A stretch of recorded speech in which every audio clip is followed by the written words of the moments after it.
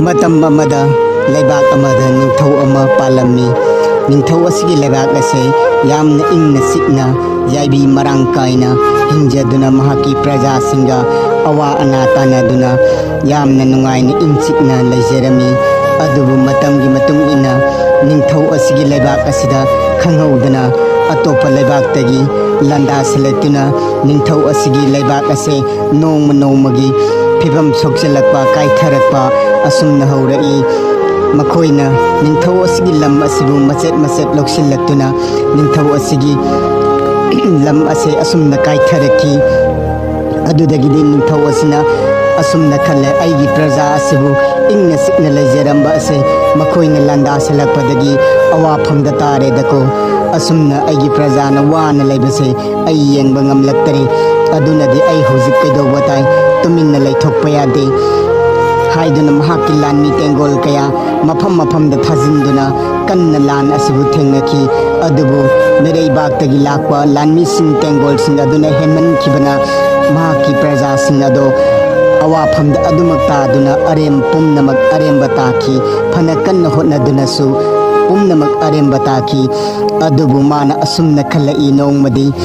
mahakna mahaki manai amada asumna kauksillaga haiki nahakna hayengmak aigi leibak asida leiriba yumthong khudingdagi nupa pumnamak thoglaktaba yade haiduna sagon paukse lusau haiduna asumna haiki manai aduna haiki iningthau soidana sasagani iningthaugi yathang nanai obe hakna hitok saroi haiduna mahakna asumna hayaki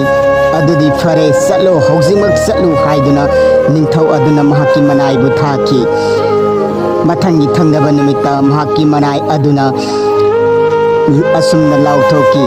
tau tau leibak asida leiriba yumthong khudindagi nupa amamam thoglaktaba yade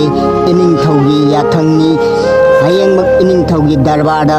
sana konungda lengkhalaktaba yade haiduna asumna paujelaki dong dong asumna mathangi numit amada amu ngarang iningthongni haikibagi matung ina mahaki praja punamak sana konungda lengkhalaktuna makhoi mayam wakhnaki leibak ase waba tare aduna aikoi isa isagi khutsu khulai paiduna leibak asibu kandaba yade haiduna asumna khanarabagi matungda makhoi loina bhap tanarma matungda mathangi thangnaba numit amada yeknaba kayaga iningthau asigi praja magis sagol lanmi pumnamu khomjanduna lan thengnaki asumna makhoi mayamna leibak asigi mipum khudimakna lingjen chap manana honaraba matungda mahaki makhoi gi leibak ado asumna kalhauki adudagidi leibak ado asumna kanba ngamkhiduna makhoina yeknababu mai thiba piduna makhoi gi leibak ado hana gi phibamda amuk hanjinduna ingna sikna santi oina panki